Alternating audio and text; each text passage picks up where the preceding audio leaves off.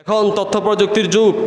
অনেকেই বলে থাকে যুগ পাল্টে গেছে, 1400 বছর আগের বই এখন আর চলবে না। বলেন নাউজুবিল্লাহ।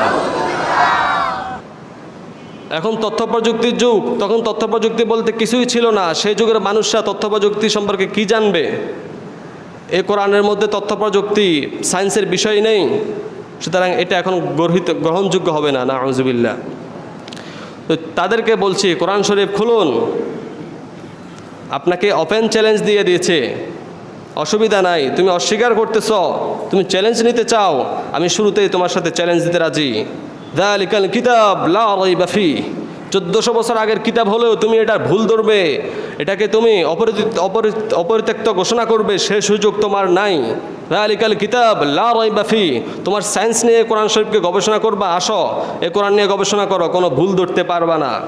এই পৃথিবীর কোরআন মাজিদ আসছে ধরে এ পর্যন্ত যত মানুষ কোরআন শরীফের সাথে পাঙ্গা দিতে এসেছিল সবাই হেরে গেছে, ঠিক কিনা বলেন? তখন এই কর্নেলও আসছিল কোরআন শরীফ নিয়ে গবেষণা করার জন্য। যখন সে কোরআন শরীফ খুলতেই সে দেখে যে যালিকাল কিতাবু লা রাইবা ফীহ, এটা এমন একটি কিতাব যে কিতাবের মধ্যে কোনো সন্দেহ নাই। Open challenge. এই কোরআনের মধ্যে তুমি কোনো ধরনের ভুল পাইবা না, না তথ্যগত ভুল, না সায়েন্সগত ভুল, না তোমার চিকিৎসাগত ভুল, না গ্রামারগত ভুল, কোনো ধরনের ভুল এই কিতাবের মধ্যে তুমি পাইবা না। সে আশ্চর্য হয়ে গেছে। আজ পর্যন্ত পৃথিবীতে কোনো বড় লেখক কিতাবের শুরুতে, বইয়ের শুরুতে এই ধরনের চ্যালেঞ্জ লিখতে পারে না। কারণ কেউ যদি এই ধরনের চ্যালেঞ্জ দেয় তখন এক গ্রুপ তৈরি হয়ে যায় সে বইটাকে নিচে নামানোর জন্য, সে বইয়ের ভুল বাহির করে তারা এর থেকেও উন্নত বই বিশ্বকে দেখার জন্য। পৃথিবীর পরতে এই সিস্টেমটা চলে আসছে। তখন সে আশ্চর্য হয়ে গেল, 1400 বছর আগে এই চ্যালেঞ্জ দিয়ে দেওয়া হয়েছে, আজ পর্যন্ত কি কেউ এটার ভুল ধরতে পারে নাই? তার মানে কি আমিও পারবো না? তারপরে সে কোরআন শরীফের আরও এগিয়ে গেল। সেখানে গিয়ে তো সে আরও হতবাক। أما بعد فقال الله تعالى أولم ير الذين كفروا أن السماوات والأرض كانتا رتقا ففتقناهما وجعلنا من الماء كل شيء حي أفلا يؤمنون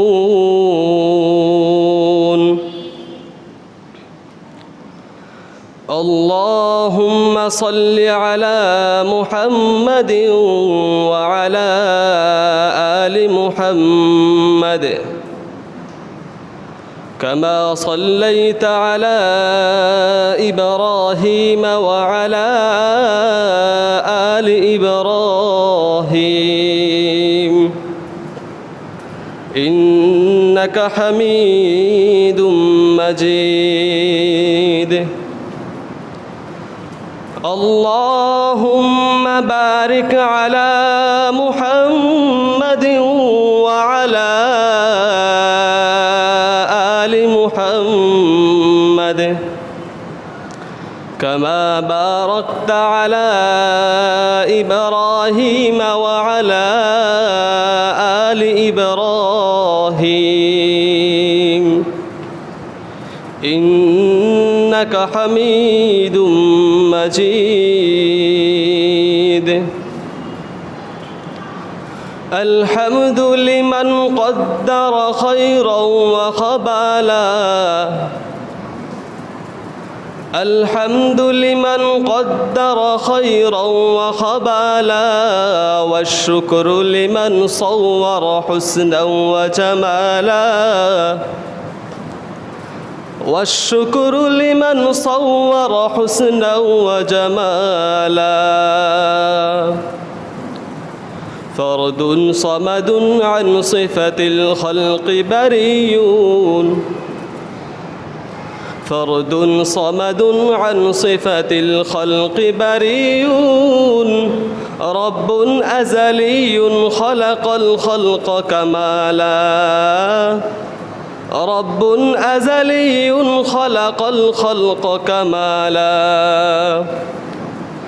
لا ضد ولا ند ولا حد لمولاه لا ضد ولا ند ولا حد لمولى الآن كما كان ولم يلق زوالا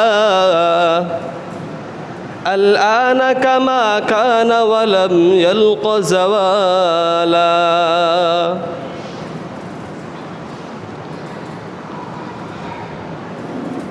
الحمد لله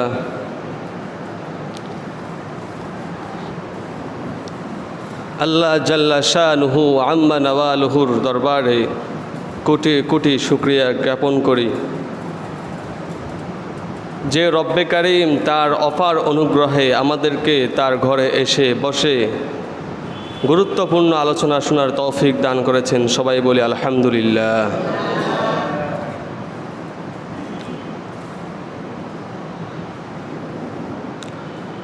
পৃথিবীতে মানুষ 750 কোটির মতো।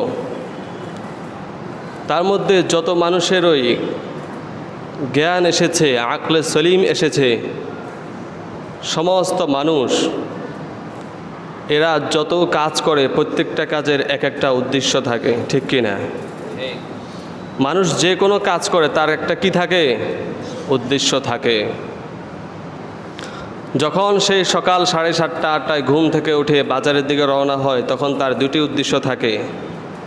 যদি সে ব্যবসায়ী হয়ে থাকে তাহলে সে বাজারে যায়, বাজারে গিয়ে দোকানে বসবে, সারাদিন দোকানে কর্ম করবে, বিকালবেলায় তার হাতে কিছু টাকা আসবে, সেটা দিয়ে তার সংসারকে সাজাবে। আরেক দল যায় বাজার করার জন্য, বাজারে যাবে, বাজারে গিয়ে সদাই কিনবে, কেনার পরে সেগুলো সংসারকে দিবে, সংসারে রান্নাবান্না করবে, সবাই খাবে। কৃষক জমিনে যায়, জমিনে গিয়ে ধান চাষ করে, পানি দেয়, তারপরে কত কাজ জমিনে আছে সবগুলো করে। 2 মাস 3 মাস পরে জমিন থেকে ফসল আসে, সেই ফসল বাজারে উঠায় বিক্রি করে, সেখান থেকে তার কিছু টাকা আসে, সেই টাকা দিয়ে সেই সংসার সাজায়। এভাবে মানুষের প্রত্যেকটি কাজের পেছনে এক একটা উদ্দেশ্য থাকে। উদ্দেশ্য ছাড়া মানুষ কোনো কাজ করে না।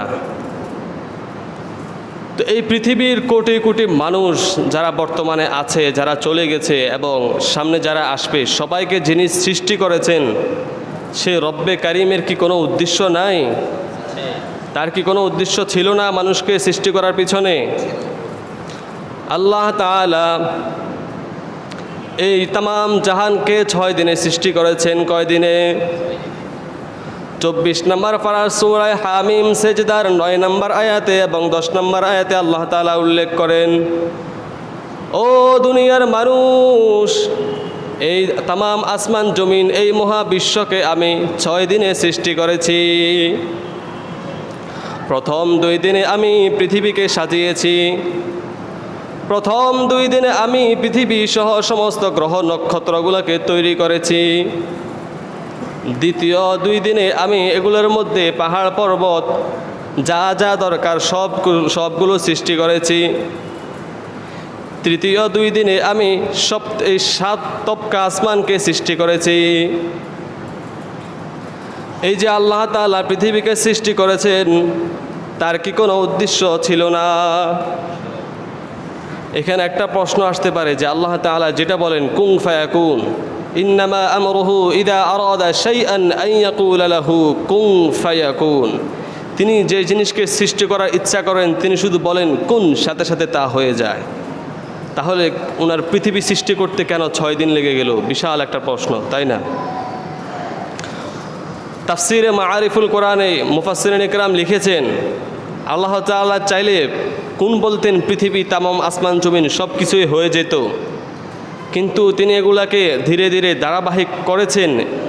এই দ্বারা তিনি বিশ্বর শাসনকর্তাদেরকে শিখিয়েছেন যে কোনো কাজ হুট করে করা যাবে না, প্রত্যেকটা কাজকে তোমরা ধারাবাহিক করবে, সাজিয়ে গুছিয়ে করবে। বিশ্বের শাসনকর্তাদেরকে পৃথিবী চালানোর পরিচালনা আল্লাহ তাআলা শিখিয়েছেন। বলেন সুবহানাল্লাহ। আল্লাহ তাআলা পৃথিবীকে সৃষ্টি করেছেন, তার একটা উদ্দেশ্য আছে, মহৎ উদ্দেশ্য। সেটি হচ্ছে পৃথিবীতে তিনি মানুষকে পাঠাবেন, তার মাখলুকাতদেরকে পাঠাবেন, তারা আল্লাহ তাআলাকে ডাকবে, এটাই তো তার উদ্দেশ্য।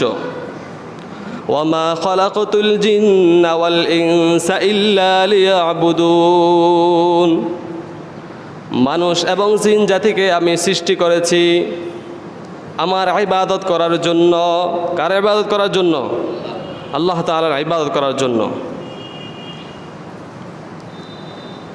অথচ আজকের মানুষ পৃথিবীতে যখন চলে আসে, যখন তার বুঝ ব্যবস্থা হয়ে যায়, সে পৃথিবীতে কেন আসছে এটাই সে ভুলে যায়। ডানের জনে কি করে, বামের জনে কি করে, সামনের জনে কি করে, পিছনের জনে কি করে, এগুলো দেখে দেখে সে এগুলো করার চেষ্টা করে।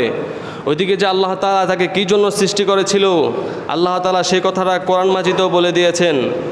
প্রতি জুমার মসজিদে প্রত্যেক মাহফিলেও বলা হয়। এরপর মানুষ সেগুলো থেকে বিমুখ হয়ে অলসতার পিছনে, দুনিয়ার পিছনে হন্য হয়ে ঘুরতেছে। আল্লাহ তাআলা বলছেন, যখন সাগরের মধ্যে কোনো জাহাজ যায়, সাগরের গভীরে, গহীন সাগরের পানি উত্তপ্ত, খুবই বাতাস হচ্ছে, এই সময় জাহাজের মধ্যে যত যাত্রী থাকে, হিন্দু হোক মুসলমান হোক, নাস্তিকও যদি হয়, সেও তখন আল্লাহ তাআলাকে ডাকে। সে তখন কাকে ডাকে? আল্লাহ তাআলাকে ডাকে। আল্লাহ তাআলা বলছেন, ফালাম্মা নাজ্জাহুম ইলাল বাররি ইযা হুম ইউশরিকুন। এই কঠিন অবস্থা থেকে যখন আমি তাদেরকে সমুদ্রের কোনায় নিয়ে আসি, তারা যখন আমাকে ডাকাডাকি শুরু করে, মুমিন মুত্তাকিদের মতো যখন তারা আমাকে ডাকাডাকি শুরু করে, তখন তো আমার দয়া চলে আসে। আমি তাদেরকে মুক্তি দিই, সমুদ্রের কিনারায় তাদেরকে বিড়িয়ে দিই, আর তখনই তারা আমার সাথে অস্বীকার করে বসে, তখনই তারা আমার সাথে নফরমানি করে বসে। এরপর আল্লাহ তাআলা অন্যতে বলছেন, ফালাম্মা নাসু মা যুক্কিরু বিহি ফাতাহনা আলাইহিম আবওয়াবা কুল্লি শাই। এরা আমার সাথে অস্বীকার করে, নাফরমানি করে, পাপাচার গুনাহের মধ্যে লিপ্ত হয়ে যায়, প্রতিটি মুহূর্তে মুহূর্তে আমার সাথে যুদ্ধ ঘোষণা করে। অসুবিধা নাই, তারা যেহেতু গুনাহ করতে চায়, জানা সত্ত্বেও তারা যেহেতু পাপের পথে এগুতে চায়, আমি তাদের দরজাগুলো খুলে দিই। আমি তাদের দরজাগুলো কি করি? খুলে দিই। যাও, পাপ করতে থাকো। জাহান্নামে যেহেতু যেতে চাও, ভালো করে জাহান্নামে যাও। সে যখন পাপ করতে থাকে আর দেখে যে তার কোনো কিছু হচ্ছে না, সব দিকে সে সফলতা পাচ্ছে, সব দিকে সে কী করছে? সফলতা পাইতেছে, সে তো মহা খুশি। আর ঠিক সে সময় আল্লাহ তাআলা তার টুটি চেপে ধরেন। ঠিক সে সময় আল্লাহ তাআলা কী করেন? তার টুটি চেপে ধরেন। হাত্তা ইযা ফারিহু বিমা উতু আখাযনাহুম বাগতা ফাইদা হুম মুবলিসুন। যখন তারা গুনাহ আর পাপাচারে লিপ্ত হয়ে যায়, গুনাহ করতে করতে সীমানার বাহিরে চলে যায়, মনে করে আমি তো সব জায়গায় সফল, আমি তো সব জায়গায় সফলতা দেখতে পাচ্ছি, আমি তাহলে গুনাহ নিয়ে জীবনযাপন করি। আল্লাহ তাআলা বলেন, যখনই তারা আনন্দ পায়, সীমানা অতিক্রম করে ফেলে, ঠিক সেই সময় আমি তাদের টুটি চেপে ধরি। ইসলামের শরীয়তের যে বড় বড় গুনাহগুলো আছে, বর্তমান জমানায় আমরা সেই সব গুনাহগুলোর মধ্যে ঝাঁপিয়ে পড়তেছি, সেই সব গুনাহের মধ্যে আমরা দৌড়ায় যাচ্ছি। 100 মানুষের মধ্যে 80% মানুষ বড় বড় ধরনের গুনার সাথে জড়িত। সাধারণ মানুষ থেকে শুরু করে ইসলামিক শিক্ষিত সবাই গুনাহের সাথে জড়িত। সুদের গুনাহ, ঘুষের গুনাহ, দাড়ি কাটার গুনাহ, পোশাকের গুনাহ, চোখের গুনাহ, প্রত্যেকটা পরতে মানুষ বড় বড় গুনাহের মধ্যে লিপ্ত হয়ে গেছে, অশ্লীলতার গুনাহ। আর ঠিক সেই সময় আল্লাহ তাআলা করুণা নামক আযাব বিশ্বের মধ্যে পাঠিয়ে দিয়েছেন। যাও, তোমরা তো আনন্দ চিত্তে ঘুরে বেড়াচ্ছিলে, আমি তোমাদেরকে একটা সিগন্যাল দিলাম। কি দিলাম? একটা সিগন্যাল দিলাম। মানুষ করোনার মহাবিপদে পড়ে কান্নাকাটি করছে, আল্লাহ তাআলাকে ডাকছে। দেশের আর্থিক অবস্থা দুর্বল হয়ে গেছে, মানুষের আর্থিক অবস্থা দুর্বল হয়ে গেছে, মানুষ আল্লাহ তাআলাকে ডাকছে। আল্লাহ তাআলা আবার শিথিলতা দিয়েছেন। আল্লাহ তাআলা বলছেন না, যখন আমি তাদেরকে সমুদ্রের পাশে ভিড়িয়ে দিই, তখন তারা আবার আমার সাথে কুফরি শুরু করে, আবার আমার সাথে গাদ্দারি করে বসে। অসুবিধা নাই, আমি আবার পাকড়াও করব। এজন্য আমাদেরকে সচেতন হওয়া উচিত। ইসলামের যতগুলো বিধান রয়েছে সবগুলো বিধানকে পরিপূর্ণ মানা উচিত। যে বিধানগুলো আমি জানি সেগুলো তো আমি আমল করবই, যেগুলো আমি জানি না সেগুলোকে খুঁজে খুঁজে আমি শিখব এবং সেগুলো আমি আমল করার চেষ্টা করব। নামাজের মধ্যে কয়টা সুন্নত কয়টি ফরজ রয়েছে সেটা আমি জানি না, তাই আমি ভাবলাম যে আমার নামাজ কোনো রকম পড়লে হয়ে গেল, আল্লাহ তাআলা আমাকে মাফ করে দিবেন, কারণ আমি জানি না সেজন্য পড়ি নাই। বিষয়টা কি এমন? আল্লাহ তাআলা বলবেন, তোমার বাম পাশে যে ছিল সে জানতো, তোমার ডান পাশে যে ছিল সেও জানতো, মসজিদে যিনি নামাজ পড়াতেন সে জানতো, মসজিদে যিনি খতিব সাহেব ছিলেন তিনিও জানতেন, মাহফিলের মধ্যে বলেছিল তুমি শোনো নাই, খেয়াল করো নাই। সুতরাং আজকের দিনে তোমার এই অজুহাত কাজ হবে না, আজকের দিনে তোমার এই অজুহাত গ্রহণযোগ্য হবে না। যাও ফেরেশতারা একে জাহান্নামে নিয়ে যাও। বলেন নাউজুবিল্লাহ। হযরত ইমাম আজম আবু হানিফা রহমতুল্লাহি আলাইহি বলেন, গভীর জঙ্গল, বহু গভীর জঙ্গল, সেই জঙ্গলের মাঝখানে একজন মানুষ বসবাস করে, তার কাছে ইসলামের দাওয়াত পৌঁছানোর মতো কোনো মানুষ নেই। দ্বীনের দাওয়াত, আল্লাহর দাওয়াত তার কাছে পৌঁছানোর মতো মানুষ নাই। এরপরও তার উপর ওয়াজিব সে প্রাকৃতিক উপরে গবেষণা করে প্রাকৃতিক আল্লাহ তাআলা যে সৃষ্টি রয়েছে সেগুলোর উপর গবেষণা করে সেই কথাটা বাহির করবে যে এইগুলোর সৃষ্টিকর্তা একজন রয়েছেন আর আমি তার উপর ঈমান আনি। এটা তার উপর কি ওয়াজিব। সুতরাং আমরা যারা ঈমান এনেছি, আমাদের যাদের ঈমান তৈরি হয়ে গেছে, আমরা অলসতা করব আর আল্লাহ তাআলা ছেড়ে দিবেন, এটা কি হতে পারে? আল্লাহ তাআলা আমাদেরকে ছাড়বেন না। কিভাবে কোরআন শরীফ কিভাবে গবেষণা করে ঈমান আনবে সেটিও আল্লাহ তাআলা কোরআনের জায়গায় জায়গায় শিখিয়ে দিয়েছেন। ইন্না ফি খালকিস সামাওয়াতি ওয়াল আরদ ওয়া ইখতিলাফিল লাইলি ওয়ান নাহার ওয়াল ফুলকিল্লাতী তাজরি ফিল বাহরি বিমা ইয়ানফাউন নাস وما أنزل الله من السماء من ماء فأحيا به الأرض بعد موتها وبث فيها من كل دابة। রাস্তার মধ্যে একটি গাড়ি চলতেছে, গাড়ির মধ্যে কোনো ড্রাইভার নাই। আপনি কি বলতে পারবেন এই গাড়ির যেহেতু ড্রাইভার নাই, এই গাড়ি নিজেই চলে? এটা কি কেউ বলবে? সবাই বলবে এই গাড়ি যেহেতু চলতেছে এই গাড়ির পিছনে কোনো না কোনো মানুষ আছে। ড্রাইভার যেহেতু নাই, এটা রিমোট দিয়ে চলতেছে, এটাই তো আমরা বলবো। তাহলে পৃথিবীর এই মহা সিস্টেম, এই যে আসমান প্রতিদিন সকালে সাদা হচ্ছে, বিকালবেলা অন্ধকার হয়ে যাচ্ছে, চাঁদ আমাদেরকে রাতের বেলা আলো দেয়, সূর্য আমাদেরকে দিনের বেলা আলো দেয়। যদি সূর্য রাতের বেলা আলো দিত, যদি চাঁদ দিনের বেলা আলো দিত, তাহলে আমাদের অবস্থাটা কি হতো? দিনের পরে দিন যখন আমরা দুনিয়াতে এসেছি তখন থেকেই দেখতেছি সকালবেলা সূর্য উদিত হয়, বিকালবেলা সূর্য চলে যায়, রাতের বেলা চাঁদ চন্দ্র আসে এবং আমাদেরকে মিট আলো দেয়, যে আলোতে আমাদের খুব স্বাচ্ছন্দ্যভাবে আমাদের ঘুম আসে, আমরা ঘুমাইতে পারি। এই সুন্দর মহাসিস্টেম নিজে চলতে পারে না। এই সিস্টেমের পিছনে একজন রয়েছেন, তিনি কে? তিনি আল্লাহ। তিনি কে? আল্লাহ। প্রত্যেকটা জিনিসের পিছনে কেউ না কেউ রয়েছে, প্রত্যেকটা জিনিসের পিছনে কেউ না কেউ রয়েছে। এটা আমাকে গবেষণা করে বের করতে হবে। আমার সামনে একটা নারকেল গাছ, কিছুদিন আগে সেখানে মাটি ছিল, আমি একটি নারকেল বসাইলাম, কিছুদিন পরে সেখান থেকে গাছ হয়েছে, গাছ বড় হয়েছে, উপরে বিশাল আকারের ডাব হয়েছে, ডাবের মধ্যে কত মিষ্টি পানি। নারকেল গাছ কাটলে নারকেলের যে গাছটা রয়েছে এটা যদি মেশিনে দিই এত মিষ্টি পানি বাইর হবে? তাহলে গাছের আগাতে মিষ্টি পানি কি নিজে উঠছে নাকি গাছে সেখানে পানিটা ঢুকাইছে? এটা কেউ একজন সৃষ্টি করেছেন। তিনি কে? তিনি আল্লাহ। তিনি কে? আল্লাহ। খাবার খাচ্ছি, খাবার হাতে নিছি, মুখে খাবার দিয়েছি, কিন্তু খাবার যখন এ পর্যন্ত চলে যায় তারপরে পেটের ভিতরে কি হয় না হয় আমি কোনো জানতে পারি? আমার কোনো দেখার সুযোগ আছে, সেখানে আমার কোনো নিয়ন্ত্রণ আছে, কিন্তু সিস্টেম মতো সেখানে কিন্তু খাবারটা প্রোডাকশন হচ্ছে, তারপরে সেগুলো কয়েক ভাগ হয়ে যাচ্ছে, এক ভাগ দিয়ে থুতু হচ্ছে, এক ভাগ দিয়ে রক্ত হচ্ছে, এভাবে বিভিন্ন ভাগে ভাগে হয়ে যাচ্ছে।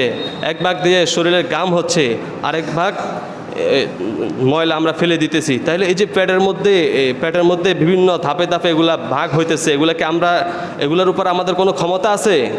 এগুলোর উপর আমাদের কোনো ক্ষমতা নাই। সেখানেও এই যে সিস্টেম ওর যে মেশিনগুলো সবগুলোকে মেনটেন করতেছে, এটার পিছনে কে রয়েছেন? আল্লাহ তাআলা এই সমস্ত মেশিনগুলোকে চালাচ্ছেন। এখানে যে সমস্ত মেশিনগুলো, হৃৎপিণ্ড, তারপর আমাদের যে পেট, কিডনি রয়েছে, চক্ষু রয়েছে, যে কালকে না পরশু দেখলাম যে দিনে আমরা প্রতিদিন 4,40,000 বারের মতো আমরা চোখের পাতা ফেলি। কয় লক্ষ বার? 4 লক্ষর উপরে আমরা চোখের পাতা ফেলি। এই যে সিস্টেম ওয়ারে আমরা চোখের পাতা ফেলতেছি, এই সমস্তগুলো আমরা যখন মায়ের পেটে ছিলাম তখন কি সেখানে দুনিয়ার ইঞ্জিনিয়াররা সৃষ্টি করে দিয়েছিল? দুনিয়ার ইঞ্জিনিয়াররা সেগুলোকে সাজিয়ে দিয়েছিল? একটা মানুষের হাত হবে, তার পা হবে, তার পেটের মধ্যে হৃৎপিণ্ড থাকবে, কলিজা থাকবে, তারপরে ফুসফুস থাকবে, কিডনি থাকবে, এগুলা কি পৃথিবীর ইঞ্জিনিয়াররা ঢুকিয়ে দিয়েছিল? সুন্দর করে যে ফ্যাক্টরিং সিস্টেমে মানুষটা দুনিয়াতে আসছে, এগুলোর পিছনে একজন রয়েছেন, তিনি কে? আল্লাহ তাআলা সেটাই বলছেন যে তোমরা এভাবে প্রতিটি ক্ষেত্রে ক্ষেত্রে গবেষণা করবা। ইন্না ফি খালকিস সামাওয়াতি ওয়াল আরদ, দুনিয়া এবং আসমানকে নিয়ে গবেষণা করবা। ওয়াখতিলাফিল লাইল ওয়ান নাহার, দিন এবং রাতের যে পরিবর্তন রয়েছে সেটাকে নিয়ে গবেষণা করবা। ওয়াল ফুলকিল্লাতি তাজরি ফিল বাহর, সাগরের মাঝখানে যে জাহাজ নৌকা চলে সেগুলোকে নিয়ে গবেষণা করবা। বিমা ইয়ানফাউন নাস, যা মানুষকে কি করে? ফায়দা পৌঁছায়। ওমা আনজালাল্লাহু মিনাস সামা, আসমান থেকে যে বৃষ্টি বর্ষিত হয়। মিম্মা ইনফাহিয়া বিহিল আরদ বা'দা মাউতিহা, যে বৃষ্টির কারণে মৃত জমিন, ফেটে খান খান হয়ে যাওয়া জমিন আবার জীবিত হয়ে যায়। সেখান থেকে আবার ফল ফুল উৎপন্ন হয়, গাছ ওঠে এবং চতুষ্পদ জন্তু সেখান থেকে ফল খায়, তারা সজীব হয়। এগুলোকে নিয়ে তুমি গবেষণা করো, তোমার ঈমান চলে আসবে। কি চলে আসবে? তোমার ঈমান চলে আসবে, তোমার ঈমান তাজা হয়ে যাবে। বলেন সুবহানাল্লাহ। মানুষ ঈমান আনার পরেও মানুষের ঈমান দুর্বল হয়। মানুষ ঈমান আনার পরেও মানুষের ঈমান কি হয়? দুর্বল হয়। রাসূল সাল্লাল্লাহু আলাইহি ওয়াসাল্লাম সাহাবায়ে কেরামকে বলছেন, জাদ্দিদু ঈমানাকুম, সাহাবারা তোমরা ঈমানকে নবায়ন করো। বড় আশ্চর্যের বিষয় না? সাহাবায়ে কেরামের ঈমান আমাদের পৃথিবীর সমস্ত মানুষের ঈমানকে যদি এক পাল্লায় দেওয়া হয়, একজন সাহাবীর ঈমানের সমপরিমাণ হবে? এরপর রাসূল সাল্লাল্লাহু আলাইহি ওয়াসাল্লাম সাহাবাদেরকে বলতেছেন, ও সাহাবীরা তোমরা তোমাদের ঈমানকে নবায়ন করো। আল্লাহ তাআলা বলতেছেন, ইয়া আইয়ুহাল্লাযীনা আমানু আমিনু, হে মুমিনরা তোমরা ঈমান আনো। মুমিনরা আবার কিভাবে ঈমান আনে? আর সেই কথাই রাসূল সাল্লাল্লাহু আলাইহি ওয়াসাল্লাম বলছেন, জাদ্দিদু ঈমানাকুম, ঈমান আনার অর্থ হলো তোমরা তোমাদের ঈমানকে নবায়ন করো। একটা পরিষ্কার লোহা যেরকম কিছুদিন পরে মরিচিকা ধরে যায়, লোহাটা দুর্বল হয়ে যায়, তাকে ঘষে মেজে আবার সুন্দর করে করতে হয়, ঠিক তেমনি মানুষের যে ঈমান রয়েছে এটা দিনে দিনে সেটা দুর্বল হয়ে যায়। এর জন্য ঈমানের পিছনে মেহনত করতে হয়। কি করতে হয়? আল্লাহ তাআলাকে নিয়ে গবেষণা করতে হয়। রাসূল সাল্লাল্লাহু আলাইহি ওয়াসাল্লাম বলেছেন, সাহাবায়ে কেরাম প্রশ্ন করেছেন, ও নবী তাহলে ঈমানকে কিভাবে নবায়ন করব? রাসূল সাল্লাল্লাহু আলাইহি ওয়াসাল্লাম বলছেন, আকসিরু মিন কাওলি লা ইলাহা ইল্লাল্লাহ, লা ইলাহা ইল্লাল্লাহ, লা ইলাহা ইল্লাল্লাহ, লা ইলাহা ইল্লাল্লাহ, লা ইলাহা ইল্লাল্লাহ, লা ইলাহা ইল্লাল্লাহ, লা ইলাহা ইল্লাল্লাহ, লা ইলাহা ইল্লাল্লাহ। ঈমানকে নবায়ন করার অর্থ হলো তোমরা বেশি বেশি লা ইলাহা ইল্লাল্লাহ পড়ো। কি পড়ো? লা ইলাহা ইল্লাল্লাহ পড়ো। আল্লাহ তাআলা ব্যতীত কোনো মাবুদ নাই। যা কিছু দেখি সব কিছু কে সৃষ্টি করেছেন? আল্লাহ। দুনিয়াতে যত কিছু রয়েছে, যত পরিবর্তন রয়েছে সবগুলো আল্লাহ তাআলার হুকুমে হয়। এই বিষয়গুলো তোমরা বেশি বেশি আলোচনা করো। আল্লাহ তাআলা যত কিছু সৃষ্টি করেছেন সবগুলোর পিছনে গবেষণা করো, তাহলে তোমাদের ঈমানটা নবায়ন হবে। বলেন সুবহানাল্লাহ। পৃথিবীকে সৃষ্টি করার পরে আল্লাহ তাআলা মানুষকে পাঠিয়েছেন, তার উদ্দেশ্য হচ্ছে মানুষ আল্লাহ তাআলার ইবাদত করবে। কথা চলছিল এই বিষয় নিয়ে। মানুষ আল্লাহ তাআলার কীভাবে ইবাদত করবেন, আল্লাহ তাআলা সেই জন্য প্রতিটি পরতে পরতে আসমান থেকে কিতাব নাজিল করেছেন, পয়গম্বর পাঠিয়েছেন। আমাদের জন্য যে পয়গম্বর পাঠিয়েছেন তিনি কে? মুহাম্মদ রাসূলুল্লাহ সাল্লাল্লাহু আলাইহি ওয়াসাল্লাম। আর তার কাছেও একটি কিতাব পাঠিয়েছেন, সেই কিতাবের নাম কি? কোরআন মাজিদ, কিতাবুল্লাহ, কালামুল্লাহ, কোরআন মাজিদ। আর এই কোরআন মাজিদ পৃথিবীর সবচাইতে দামি কিতাব। আসমান থেকে অবতীর্ণ সব কিতাবের মধ্যে শ্রেষ্ঠ এবং প্রধান কিতাব এই কোরআন মাজিদ। এই কোরআন, যখন আমরা কোরআন মাজিদ খুলি তখন আমরা কোরআন মাজিদের প্রথম আয়াত দেখতে পাই, যালিকাল কিতাব লা রাইবা ফীহ। কোরআন মাজিদের শুরুতে কি লেখা রয়েছে? আলিফ লাম মিম যালিকাল কিতাব লা রাইবা ফীহ। এটা এমন একটি কিতাব, ওপেন চ্যালেঞ্জ। এই কোরআন, এই কিতাবের মধ্যে কোনো ধরনের ভুল নাই। কি নাই?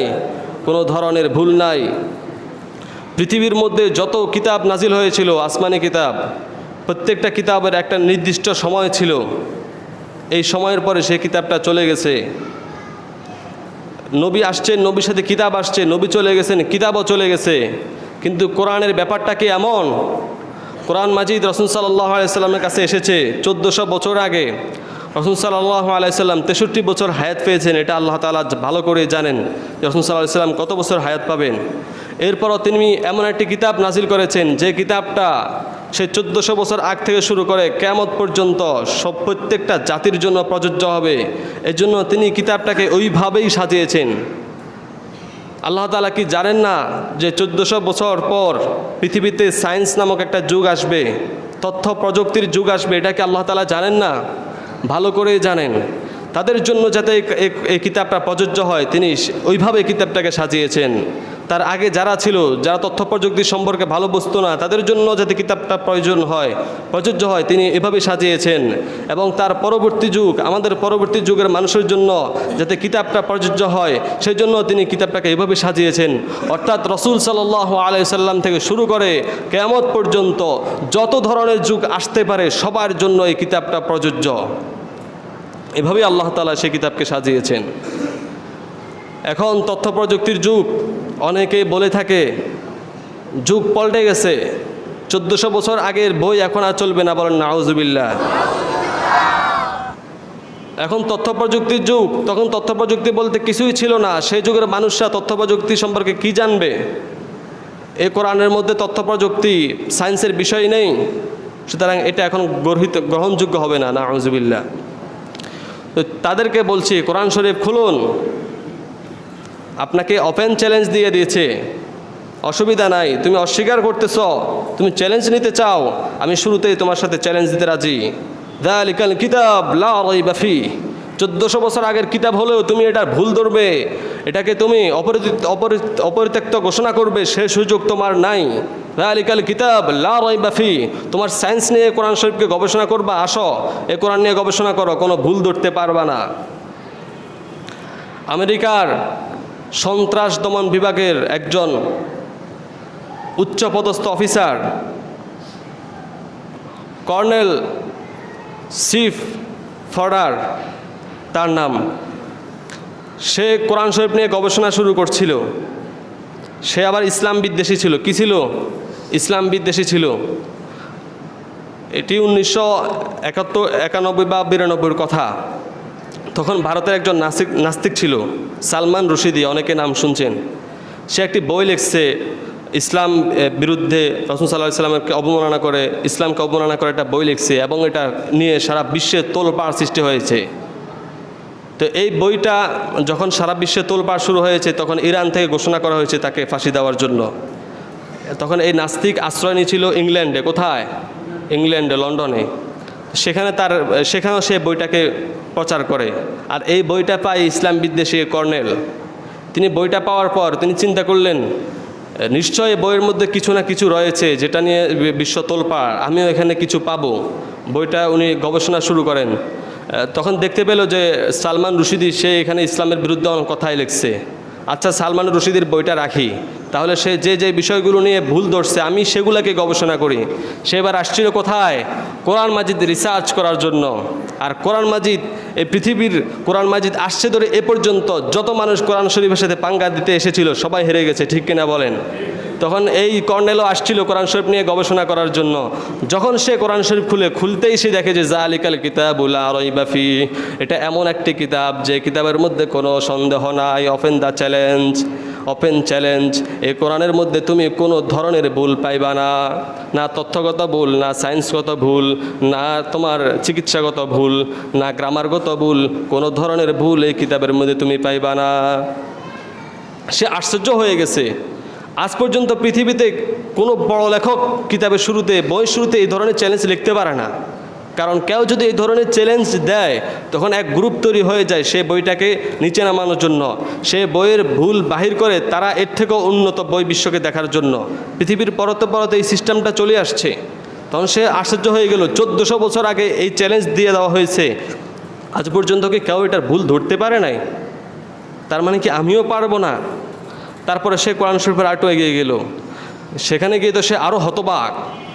আল্লাহ তাআলা বলছেন, আওয়ালাম ইয়ারাল্লাযীনা কাফারু আন্নাস সামাওয়াতি ওয়াল আরদ কানাতা রাতকান ফাফাতাকনাহুমা। তিনি বলতেছেন, স্টিফেন হকিং নাম শুনছেন না আপনারা? বিজ্ঞান জগতের একজন বড় বিজ্ঞানী স্টিফেন হকিং। সে একটি থিওরি আবিষ্কার করেছে, নাম হচ্ছে বিগ ব্যাং। কিভাবে আসমান জমিন এই মহাবিশ্ব সৃষ্টি হয়েছে গবেষণা করে সে একটা সিস্টেম বাহির করেছে, একটা তথ্য বাহির করেছে, এবং তার এই তথ্যের উপর সারা বিশ্বের সমস্ত বিজ্ঞানীরা একমত পোষণ করেছেন। সেটা হচ্ছে কি, এই আসমান জমিন যত গ্রহ নক্ষত্র আছে সবগুলো একটা বৃত্ত আকারে ছিল। কি আকারে ছিল? একটা বৃত্ত আকারে ছিল। অতঃপর মহাবিস্ফোরণ হয়, সে বিস্ফোরণের মাধ্যমে এগুলো কণায় কণায় ভাগ হয়ে যায়। আর সেই বিস্ফোরণের কণাগুলোর মধ্যে একটি হচ্ছে পৃথিবী, একটি হচ্ছে সূর্য, একটা হচ্ছে বৃহস্পতি গ্রহ, একটা হচ্ছে শনি গ্রহ। হ্যাঁ, এভাবেই সমস্ত গ্রহ নক্ষত্রে ভাগ হয়ে যায়। আর সেই যখন কোরআন শরীফ গবেষণা করতে করতে এই আয়াতে আসলো, এখানে আল্লাহ তাআলা বলছেন, আওয়ালাম ইয়ারাল্লাযীনা কাফারু আন্নাস সামাওয়াতি ওয়াল আরদ কানাতা রাতকান ফাফাতাকনাহুমা। অবিশ্বাসীরা কি দেখে না, তারা কি গবেষণা করে দেখে না যে আসমান জমিন সবগুলোকে আমি একসাথেই সৃষ্টি করেছি, একটি বৃত্ত আকারে সৃষ্টি করেছি। তারপর আমি কি করেছি? কানাতা রাতকান ফাফাতাকনাহুমা, আমি কোন বলেছি এগুলা বিস্ফোরণের মাধ্যমে খণ্ড বিখণ্ড হয়ে কণায় কণায় ভাগ হয়ে গেছে। বলেন সুবহানাল্লাহ। তার মধ্যে একটি কণার নাম কি? পৃথিবী, একটি কণার নাম সূর্য, একটি কণার নাম চন্দ্র, একটি কণার নাম বৃহস্পতি গ্রহ। তারপরে এভাবে বড় বড় গ্রহ নক্ষত্র মিলে কি হয়েছে? একটি গ্যালাক্সি হয়েছে। সেই লক্ষ লক্ষ গ্যালাক্সি মিলে এই আমাদের যে মহাবিশ্বটা হয়েছে। তখন সে আশ্চর্য হয়ে গেল, আমি তো ভেবেছিলাম এই কোরআন মাজিদ 1400 বছর আগের, সেখানে তো এই ধরনের কথা আসবে, এই ধরনের তথ্য আসবে, এটা তো ব্রেনে ধরে না। সে যেটা ভেবেছিল তার বহুত ঊর্ধ্বে কথা এসে গেছে। তারা যেটা মনে করে 1400 বছর আগের কিতাব, সেখানে কি সায়েন্স আসতে পারে? সেখানে কি তথ্য প্রযুক্তির বিষয়বস্তু আসতে পারে? এই ধরনের মন মানসিকতা তারা লালন করত। কিন্তু যখনই কোরআন শরীফ গবেষণা করতে গেছে তখনই তার শরীর স্থির হয়ে গেছে। এটা কি? বিজ্ঞানরা গবেষণা করতে করতে আজকে 300 বছর ধরে গবেষণা করার পরে লাস্টে স্টিফেন হকিং যে তথ্যটা আবিষ্কার করেছে, যে তথ্যের উপর সারা বিশ্বের সমস্ত বিজ্ঞানীরা ঐক্যমত পোষণ করেছে, 1400 বছর আগে সেই তথ্যটা কোরআন মাজিদে চলে এসেছে। বলেন সুবহানাল্লাহ। এটা কিভাবে সম্ভব? আরবের নবী মুহাম্মদ সারা পৃথিবীর মানুষ জানে, সে কারো কাছে কি করে নাই? শিক্ষা গ্রহণ করে নাই, সে কারো কাছে পড়াশোনা করে নাই। সেই তথ্যটা পেল কোথায়? তখন তো কোনো যন্ত্রপাতি ছিল না যে গবেষণা করে দেখবে, মাটি গবেষণা করে দেখবে, গভীর পানি গবেষণা করে দেখবে যে পৃথিবীটা আগে কী ছিল, কেমন ছিল না ছিল। তারপর সে আরেকটু আগে এগিয়ে গেল। সেখানে বলা হয়েছে, ওয়াজআলনা মিনাল মাই কুল্লা শাইইন হাই। পৃথিবীতে যত সৃষ্টি রয়েছে, যত মাখলুকাত রয়েছে, সবগুলোর জীবন আমি পানি থেকে সৃষ্টি করেছি। কোথায় থেকে? পৃথিবীর যত মাখলুকাত রয়েছে সবগুলার মূলে ছিল পানি, পানি থেকে আমি তাদেরকে সৃষ্টি করেছি। তখন তিনি আরেকবার অবাক হয়ে গেলেন। এটা তো বিজ্ঞান গবেষণা করে করে বের করেছে যে সারা পৃথিবীর সমস্ত অস্তিত্বের মূলে ছিল কি? পানি। সমস্ত অস্তিত্বের মূল ছিল পানি। এরপরে সে কোরআন শরীফকে গবেষণা করতে করতে আর একটু সামনে গেল। সেখানে দেখলো সূরা লাহাবের মধ্যে আল্লাহ তাআলা বলছেন, তাব্বাত ইয়াদা আবি লাহাবিন ওয়া তাব মা আগনা আনহু মালুহু ওয়া মা কাসাব সায়াসলা নারান যাতা লাহাবিন ওয়া ইমরাআতুহু হাম্মালাতাল হাতাব। কোরআন মাজিদের মধ্যে সায়েন্সের অনেক আয়াত রয়েছে। যারা এই বিষয় নিয়ে গবেষণা করেছেন তারা অবশ্য জানতে পেরেছেন।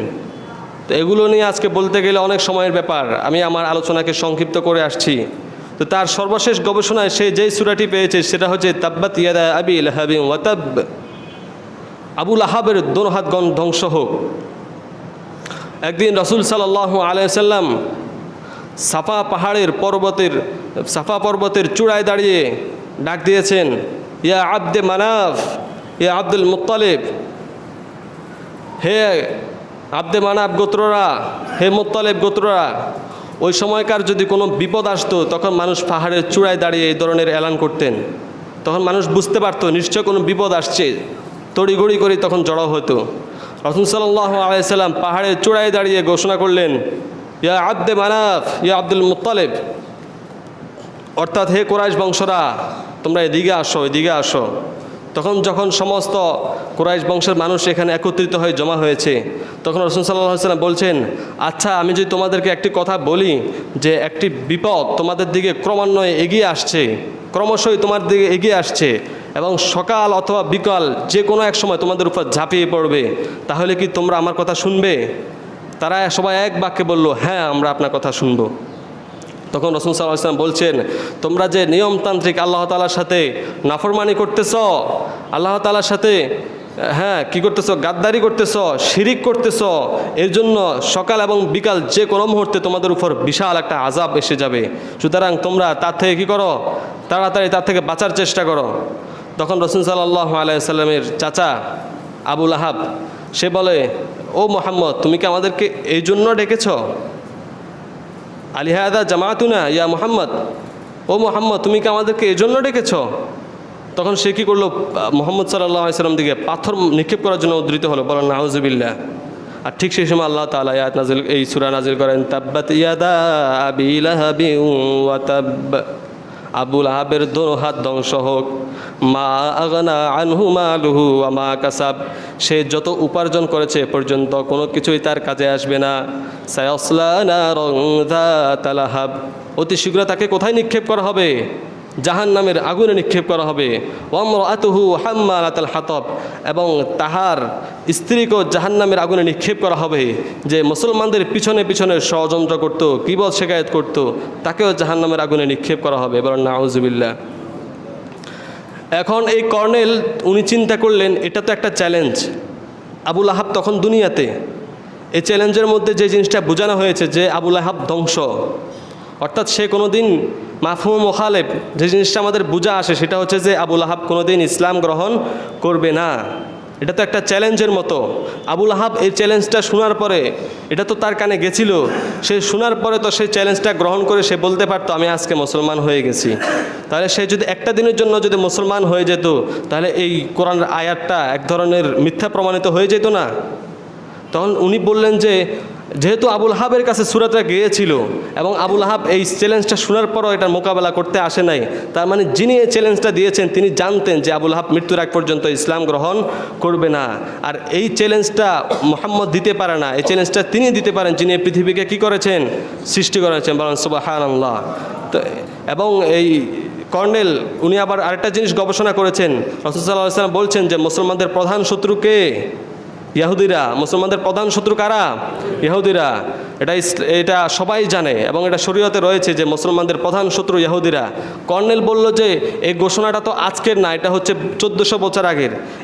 এই ঘোষণাটা শোনার পরে ইহুদিরা কি পারতো না একটা সপ্তাহের জন্য মুসলমানদের সাথে বন্ধুত্ব করার জন্য? তারা কি পারতো না একটা সপ্তাহের জন্য মুসলমানদের সাথে বন্ধুত্ব করে এই কথাটা ঘোষণা করার যে উনি যে চ্যালেঞ্জটা দিয়ে গেছেন, যে কথাটা বলে গেছেন তা ভুল প্রমাণিত হয়েছে? এটা কি তারা বলতে পারতো না? কিন্তু তারা এটা আজ পর্যন্ত করে না এবং ভবিষ্যতেও করবে না। তিনি এটা বুঝতে পেরেছেন এখান থেকে গবেষণা করে যে এই চ্যালেঞ্জটা, এই ধরনের কথাবার্তা একমাত্র তিনি বলেছেন, হ্যাঁ, তার দ্বারাই শোভা পায় যিনি এই পৃথিবীকে সৃষ্টি করেছেন। তিনি সামনের এবং তার পরের প্রজন্ম, তার পরের প্রজন্ম, এইভাবে কিয়ামত পর্যন্ত কি হবে না হবে সব জানেন। তিনি এই চ্যালেঞ্জটা দিয়েছেন। যেহেতু এগুলো এই কথাবার্তাগুলা, এই কিতাবটা তারই কিতাব, আর এই কিতাবটা তিনি যেহেতু মুহাম্মদ সাল্লাল্লাহু আলাইহি সাল্লামকে দিয়েছেন, মুহাম্মদ সাল্লাল্লাহু আলাইহি সাল্লাম যেহেতু ইসলাম ধর্মে এসেছে, তাহলে আমি কেন দেরি করব?